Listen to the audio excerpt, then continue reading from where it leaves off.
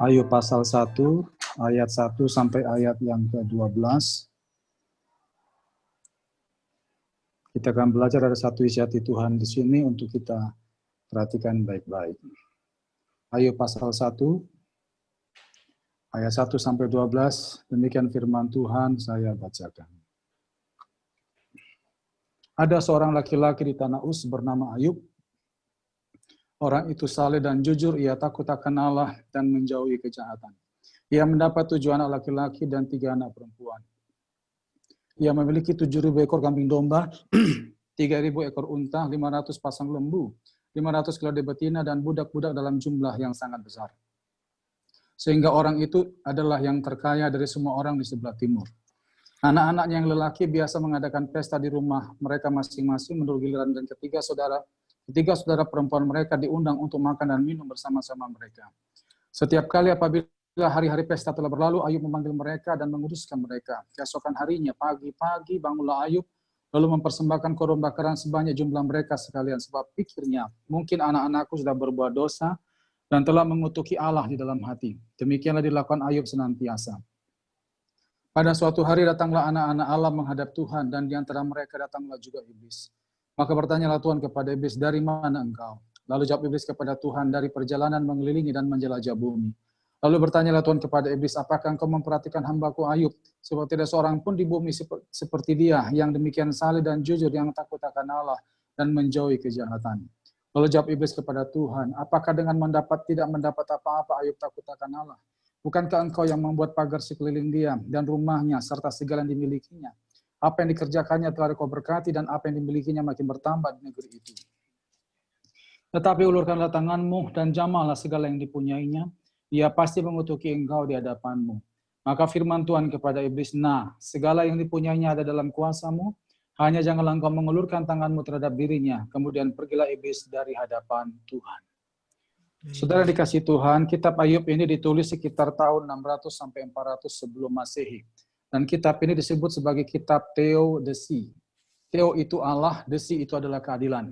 Kenapa dikatakan demikian? Karena ada banyak orang mempertanyakan keadilan Tuhan dalam kitab ini. Kenapa seorang yang saleh, takut akan Tuhan, sungguh-sungguh lurus jalannya, menderita. Bahkan penderitaannya itu terkesan melebihi orang yang terkutuk, saudara. Anaknya habis, hartanya habis, bahkan tubuhnya melepuh, saudara. Nah, tapi saya percaya Tuhan tidak pernah salah. Ya. Tuhan bagaimanapun keputusannya adalah benar adanya. Hanya saja yang kita perlu pelajari, apa maksud Tuhan di tengah-tengah hal seperti itu harus terjadi.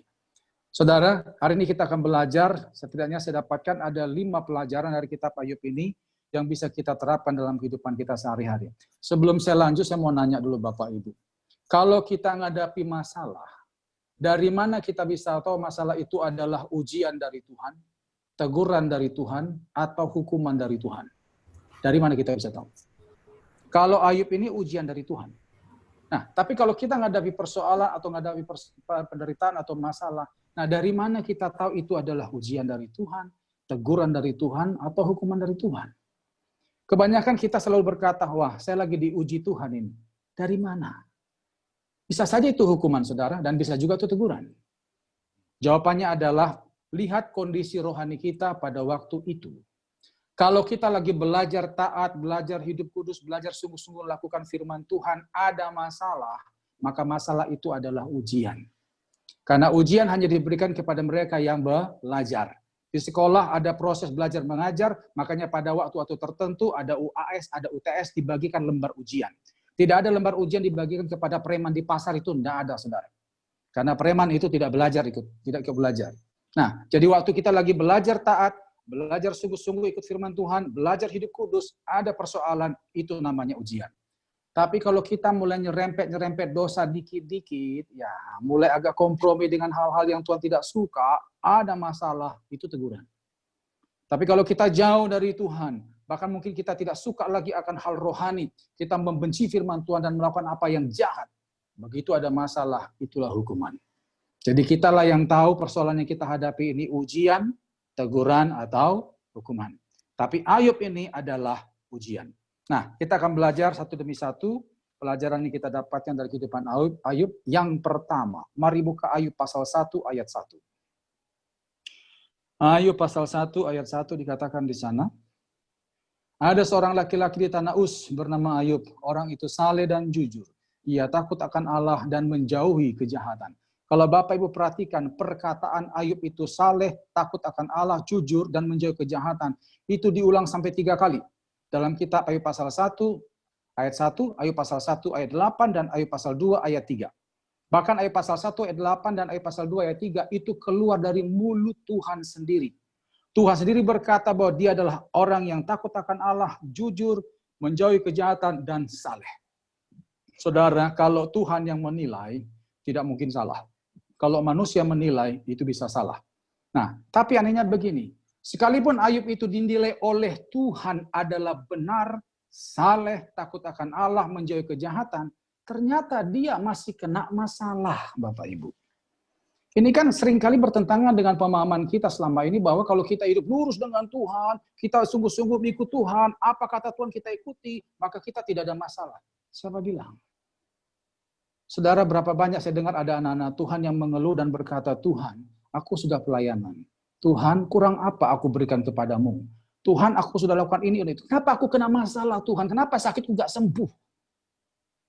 Saudara, apakah ada janji Tuhan berkata kalau kita ikut Tuhan tidak ada masalah? Tidak ada. Saudara, jujurlah. Justru karena hidup benar, seringkali kita menghadapi masalah, bukan? Karena hidup benar Sadrak, Mesakh, Abednego lah, maka mereka masuk tungku perapian. Karena hidup benar Daniel lah, maka dia masuk gua singa. Karena hidup benar Ayub lah, maka dia dicobai, saudara. Harus kita akui bahwa terkadang karena hidup benar juga, karena hidup benarlah kita masuk dalam masalah. Tapi karena hidup benar jugalah kita keluar dari masalah. Jadi saudara, biasakan tetap bereaksi benar dalam menghadapi masalah apapun. Karena Tuhan hanya akan membela orangnya yang benar. Hari ini mari kita berubah persepsi kita atau pemahaman kita bahwa kalau kita selama ini berpikir kita hidup kudus, kita hidup benar, Tuhan menghindarkan kita dari masalah. Itu tidak betul. Pemahaman itulah yang seringkali membuat kita kalau melihat teman kita ada masalah, langsung kita berkata, kamu pasti ada dosa ini. Ya. Saudara, dosa pasti bikin masalah, tapi tidak semua masalah karena dosa. Ayub hari ini diuji bukan karena masalah dosa, justru karena kesalehannya. Jadi pelajaran yang pertama, orang benar tidak kebal terhadap penderitaan. Orang benar tidak kebal terhadap penderitaan. Pelajaran yang kedua, mari buka Ayub pasal 1 tadi. Ayub pasal 1 ayat 6 sampai ayat 12. Kalau Bapak Ibu lihat di situ, itu adalah percakapan antara Tuhan dengan iblis. Ayub pasal 1 ayat 6 sampai 12. Kemudian dilanjut lagi dalam Ayub pasal 2 ayat 1 sampai 6. Itu juga pembicaraan lanjutan antara iblis dengan Tuhan. Nah, saudara, waktu percakapan itu, saya mau nanya, kira-kira Ayub tahu nggak percakapan itu terjadi di atas sana, Bapak Ibu? Tentu tidak. Ayub tidak mengerti apa-apa, apa yang dibicarakan antara Tuhan dengan iblis di alam roh sana, tapi tiba-tiba terjadi di alam nyata Ayub, dia mengalami penderitaan yang beruntun. Pembicaraan yang terjadi di alam roh, dia tidak tahu, tapi terjadi di alam nyata Daud, alam nyatanya Ayub, dia mengalami musibah yang luar biasa sakit, saudara. Pelajaran yang kedua, alam roh mempengaruhi alam nyata. Alam roh mempengaruhi alam nyata. Saudara, banyak anak Tuhan tidak begitu menyenangi penyembahan di rumah. Berdoa apalagi. Padahal kalau saudara berdoa dan menyembah Tuhan, itu alam roh Tuhan yang supranatural, yang mendatangkan kesembuhan dan sejahtera, itu turun atasmu, Bapak Ibu. Kalau kita sering menyembah Tuhan, mengundang hadirat Tuhan yang luar biasa itu turun atas kita, maka lihat nanti alam nyata saudara pasti akan bagus. Ya. Saudara, percaya nggak kalau alam roh Tuhan turun atas kita, itu ada banyak hal yang terjadi luar biasa di dalam nyata kita. Coba kita lihat dalam Kisah Rasul 16. Kisah Rasul 16 ayat yang ke-25. Di sini ada satu contoh, dua orang menyembah Tuhan, Paulus dan Silas. Dan apa yang terjadi di alam nyata? Coba lihat di sini. Kisah Rasul 16 ayat 25 dikatakan di sana. Tetapi kira-kira tengah malam Paulus dan Silas berdoa dan menyanyikan puji-pujian kepada Allah dan orang-orang hukuman lain mendengarkan mereka. Akan tetapi terjadilah gempa bumi yang hebat sehingga sendi-sendi penjara itu goyah. Dan seketika itu juga terbukalah semua pintu dan terlepaslah belenggu mereka semua. Waktu Paulus dan Silas menyembah Tuhan, itu mereka mengundang alam roh Tuhan turun di situ. Dan terjadilah gempa di alam nyatanya. Itu luar biasa. Saya percaya Bapak Ibu pasti sering alami gini kan? Pada waktu saudara menyembah Tuhan dengan sungguh-sungguh, saudara merasakan hadirat Tuhan, saudara yang sakit akan mengalami kesembuhan. Kayak saya dulu saudara ya, saya pernah dapat mimpi. Ya. Waktu itu dalam penglihatan mimpi itu, adik saya yang laki-laki, yang terakhir, itu berhadapan dengan ular kobra. Terus saya pikir ada apa gitu ya. Terus waktu itu ular kobra itu saya biarkan karena saya pikir nggak nyerang. Ternyata dia nyerang dan mematok adik saya yang nomor terakhir itu, namanya Ebed. Langsung malam itu saudara saya dibangunkan Roh Kudus. Tiba-tiba badan saya goncang sendiri begitu. Itu waktu saya bangun itu jam 1:30 saudara. Langsung saya doa, Tuhan aku tidak tahu apa yang terjadi. Kebetulan adik saya itu ada di Medan, orang tua di Medan semua. Saya di Surabaya saudara. Ini kejadian pada waktu saya masih kuliah. Terus saya cuma doa, Tuhan tolong lindungi keluargaku. Aku tidak tahu apa yang terjadi dengan adikku dan orang tua dan semua keluargaku. Semua kuasa-Mu kami andalkan Tuhan. Semua apapun yang tidak baik, aku patahkan, hancurkan dalam nama. Saya doa begitu saudara. Habis sudah selesai, amin, saya tidur. Besok pagi jam 6, mama saya telepon. Mama saya bilang ini, Son, kau doakan keluarga kita terus, Son ya. Saya tanya, lo ada apa, Mak? Aduh, tadi malam mama stres. Itu adikmu bertengkar dengan bapakmu. Itu enggak tahu apa dipertengkarkan. Rupanya saudara adik saya ini pulang dari persekutuan doa di sekolahnya. Nah itu memang agak malam karena dia ibadahnya di Medan, rumah kami di Belawan, itu naik angkot saudara. Nah pulang malam jam 12 sampai rumah 12 malam.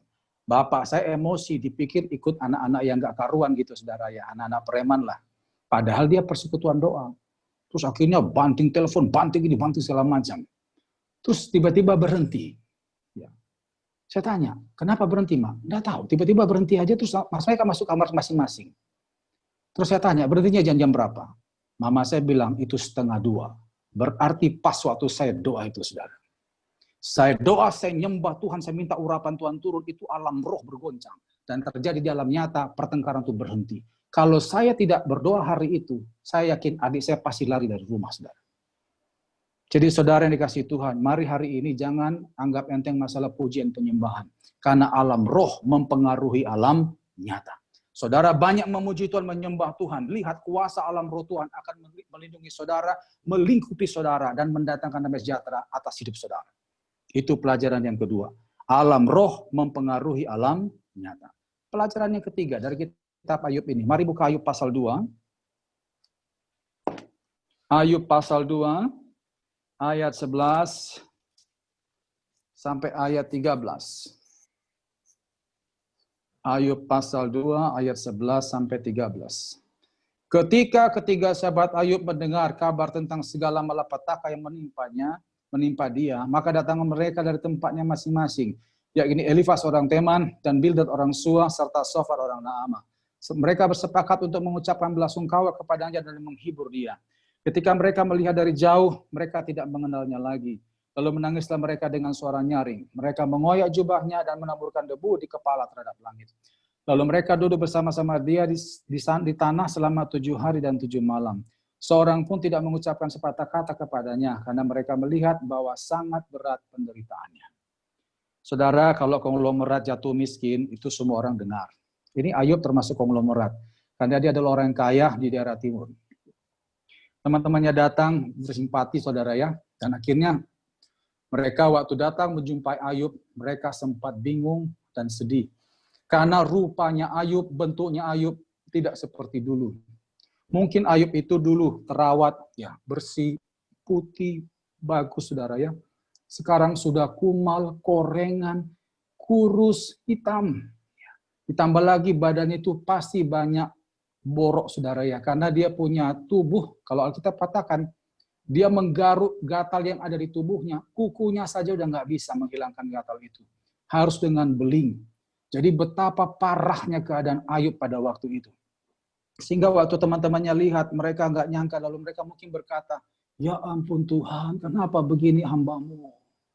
Lalu akhirnya mereka nangis, saudara, dan tidak bicara sedikit pun selama 7 hari 7 malam. Nah, setelah teman-temannya ngomong, berbicara, mereka bukan menghibur Ayub, malah tuding-tuding Ayub, menyalahkan Ayub. Dan sehingga akhirnya, coba lihat Ayub pasal 3 Bapak Ibu, lihat judulnya saja itu. Di sana dikatakan apa? Judulnya? Keluh kesah Ayub. Ayub mulai menyalahkan dirinya, mengutuki hari kelahirannya. Terus selanjutnya, Ayub pasal 16. Ayub pasal 6, maaf. Ayub pasal 6. Coba lihat judulnya saja itu. Ayub pasal 6.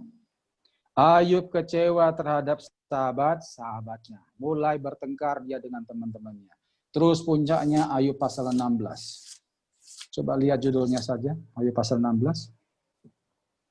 Ayub mengeluh tentang perlakuan Allah. Dia mulai nyalahkan Tuhan. Setelah teman-temannya datang, mulailah Ayub menyalahkan dirinya, mengutuki hari kelahirannya, menyalahkan teman-temannya, lalu menyalahkan Tuhan. Sebelum teman-temannya datang, apa yang terjadi dengan mulutnya Ayub? Coba buka lihat. Itu tadi yang kita lihat setelah teman-temannya datang.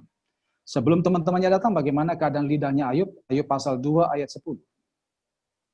Ayub pasal 2 ayat 10. Tetapi jawab Ayub kepadanya, engkau berbicara seperti perempuan gila. Dia ini ngomong sama istrinya. Apakah kita mau menerima yang baik dari Allah, tetapi tidak mau menerima yang buruk? Perhatikan kalimat selanjutnya, saudara. Dalam kesemuanya itu, Ayub tidak berbuat dosa dengan bibirnya. Penderitaan tidak membuat dia menyalahkan Tuhan. Penderitaan tidak membuat dia salah di hadapan Tuhan. Teman-temannya datang dan akhirnya mulailah dia berulah, mulai nyalakan ini, nyalakan itu, bahkan nyalahkan Tuhan. Yang membuat Ayub jatuh dalam dosa bukan karena penderitaan, tapi karena teman-temannya. Pelajaran yang ketiga, teman dekat mempengaruhi iman. Teman dekat mempengaruhi iman. Saudara, jangan main-main dan jangan anggap enteng masalah pergaulan. Saya banyak melihat dalam pelayanan saya orang-orang yang dari keluarga baik-baik, pelayanannya baik-baik, pekerjaannya baik-baik, tapi semuanya hancur. Bukan karena masalah setan, tidak, tapi karena pergaulan.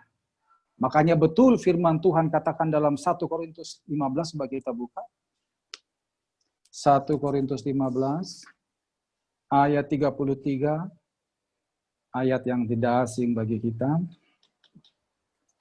1 Korintus 15 ayat 33. Janganlah kamu sesat, pergaulan yang buruk merusakkan kebiasaan yang baik. Pergaulan buruk merusakkan kebiasaan baik. Lihat Ayub, dia punya kebiasaan baik tidak pernah menyalahkan Tuhan. Dia punya kebiasaan baik menyembah Tuhan. Dia punya kebiasaan baik selalu jaga perasaan Tuhan. Tapi begitu pergaulannya muncul dengan 3 orang temannya itu yang tuding-tuding dia dan nyalahkan dia. Kebiasaan baik itu pun sirna, hilang, berganti menjadi nyalahkan diri, nyalahkan orang, dan nyalahkan Tuhan. Saudara, hati-hati dalam pergaulan. Di Alkitab sudah banyak contoh, selain daripada Ayub, anak-anak Tuhan pun juga yang sudah luar biasa diberkati, akhirnya kacau, hancur gara-gara pergaulan. Contoh yang lain adalah siapa? Salomo. Salomo kurang apa diberkati? Dia akhirnya jatuh bukan karena masalah musuhnya, justru karena istri-istrinya. Saudara bisa baca nanti dalam 1 Raja 11. Tuhan sudah bilang, katakan di sana, jangan bergaul dengan wanita-wanita itu. Tapi ternyata hatinya lebih condong kepada wanita-wanita itu daripada ke Tuhan. Akhirnya Salomo murtad. Contoh yang kedua siapa lagi, saudara? Simson. Simson ditakdirkan Tuhan menjadi nasir Allah. Tapi selama hidupnya urusan perempuan tok dia, saudara. Karena dia bergaul oleh Delilah itu. Contoh siapa lagi, saudara? Yudas. Yudas bergaul dengan orang Farisi dan ahli Taurat, akhirnya dia jual gurunya sendiri.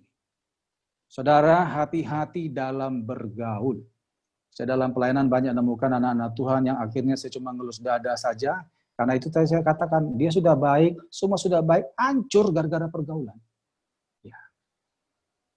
Ada orang berkata gini, Pak, kalau gitu kita nggak usah bergaul lah Pak ya, kita di rumah saja. Ya, itu kita nggak mungkin lah saudara, karena kita ini adalah makhluk sosial yang memang harus bersosialisasi dengan yang lain. Cuman saya beritahu kepada jemaat, sering saya ajarkan, dalam bergaul itu ada 3 level Bapak Ibu ya. Yang pertama adalah sebatas kenal, yang kedua teman, yang ketiga sahabat karib. Nah, kalau sebatas kenal, saudara bebas bergaul. Dengan preman mafia silakan. karena hanya sebatas kenal, ketemu hanya say hello saja. Yang kedua, teman. Nah, kalau teman ini sudah harus hati-hati. Karena teman kita sudah berarti orang itu kita sudah kenal, kita tahu rumahnya, kita kenal keluarganya, kita juga ke rumahnya, dia juga ke rumah kita. Nah, itu sudah harus hati-hati. Lalu yang ketiga adalah sahabat karib. Nah, kepada sahabat karib ini kita bukan cuma sekedar kenal keluarganya, bukan cuma sekedar ke rumahnya, tapi kita curhat masalah pribadi kita. Ini yang hati-hati, saudara. Banyak anak-anak Tuhan jatuh tuh di level sahabat karib, bukan di level teman, tidak. Sahabat karib. Dia sembarangan curhat, akhirnya dibuat main-main. Hati-hati, Bapak Ibu. Ya. Ada orang bertanya, Pak, kalau begitu kita ingin mencari sahabat karib itu ciri-cirinya seperti apa? Ada 3, Bapak Ibu. Yang pertama, dewasa dalam berpikir. Dewasa dalam berpikir. Orang yang kalau dewasa dalam berpikir, itu kalau menghadapi masalah, wawasannya itu luas. Pilihannya banyak, pertimbangannya itu matang, saudara. Nah, kalau kita punya teman yang dewasa berpikir, yang semula pilihan kita cuma satu jalan keluarnya, setelah kita sharing dengan dia, ternyata banyak pilihan. Yang semula kita bawaannya sudah emosi, begitu kita sharing dengan dia, dia berikan masukan yang luar biasa, wawasan yang luas, akhirnya kita nggak jadi marah. Nah, itu dewasa berpikir, saudara. Terus yang kedua, ciri seorang yang boleh dijadikan sahabat karib, tidak bocor mulut. Mari buka Amsal 20:19. Amsal 20 ayat 19.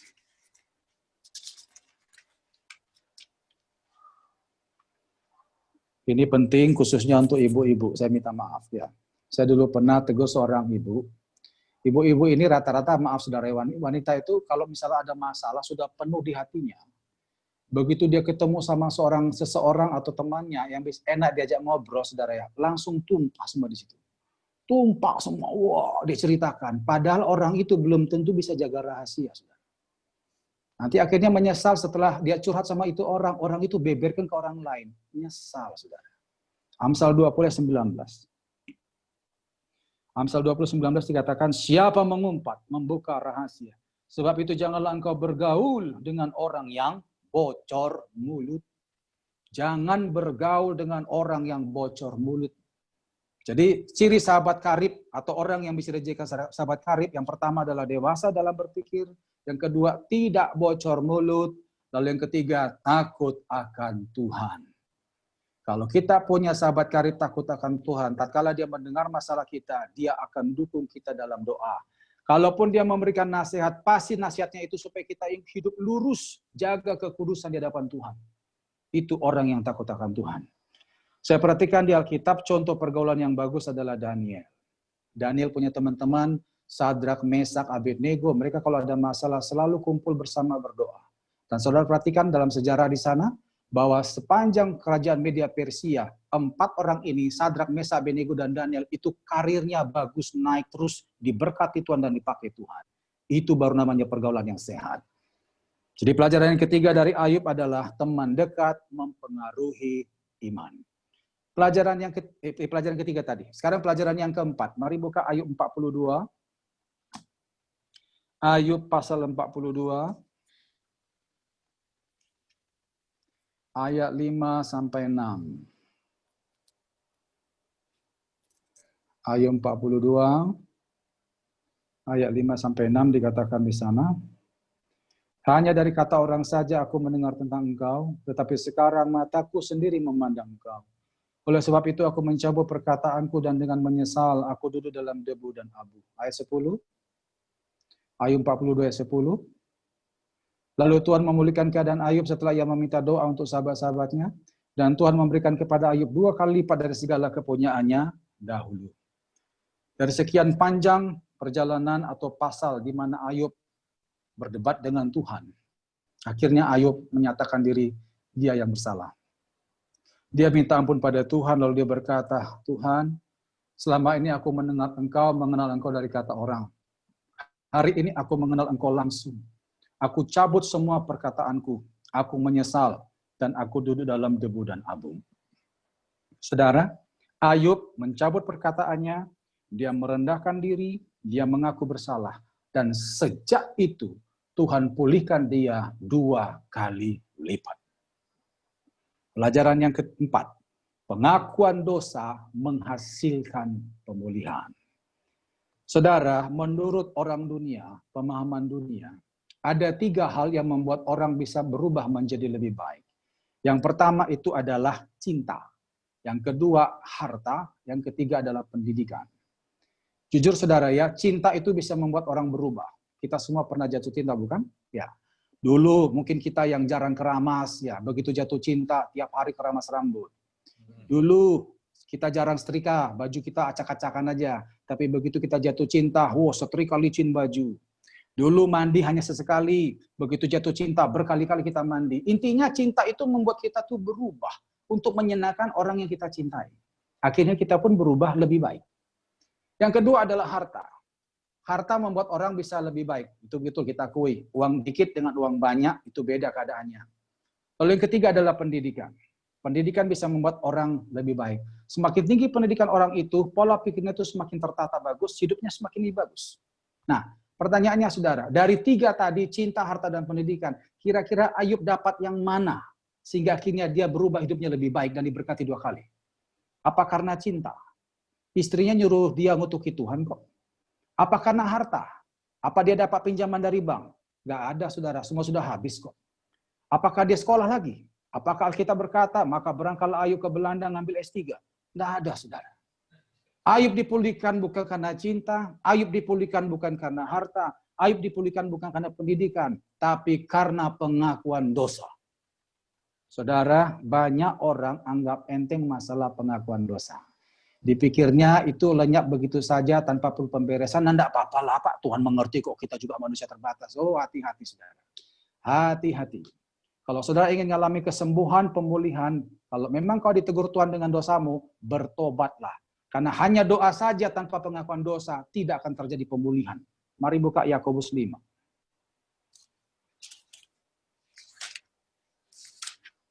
Yakobus 5, ayat 16a. Yakobus 5, ayat 16a. Dikatakan di sana, karena itu hendaklah kamu saling mengaku dosamu dan saling mendoakan supaya kamu sembuh. Ya. Ternyata kesembuhan itu tidak hanya didapatkan lewat doa, harus ada pemberesan dosa Bapak Ibu. Ya. Kalau seperti ini banyak kasus yang kami tangani dalam pelayanan pelepasan, mereka akhirnya mengalami pemulihan, kesembuhan, bukan karena masalah doa, tapi pemberesan dosa. Kalau bicara doa, semua doa. Tiap hari doa. Tapi dosa nggak dibereskan. Saya mau beritahu Bapak Ibu, dosa adalah penghalang berkat yang tidak kelihatan. Dosa adalah penghalang berkat yang tidak kelihatan.